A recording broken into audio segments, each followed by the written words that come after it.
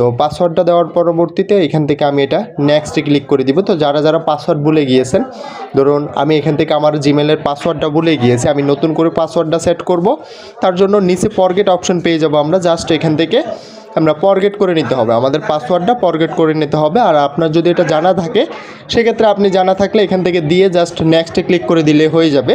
তো আমি এখান থেকে পাসওয়ার্ডটা রিকভারি করে নিয়েছি। পাসওয়ার্ডটা রিকভারি করার পরবর্তীতে পাসওয়ার্ডটা দিয়ে আমি এখান থেকে নেক্সট বাটনে ক্লিক করে দিলাম। নেক্সটে ক্লিক করে দেওয়ার পরবর্তীতে এখান থেকে বলতেছে যে your account have been disable. আমার অ্যাকাউন্টটা তারা ডিজেবল করে দিয়েছে, যে কোনো সমস্যার কারণে আমাদের অ্যাকাউন্টটা তারা ডিজেবল করে দেয়। তো এটা আমরা পরবর্তীতে আবারও তাদের কাছে অ্যাপ্লিকেশন জমা দিয়ে আমাদের অ্যাকাউন্টটা রিকভার করে নিতে পারবো।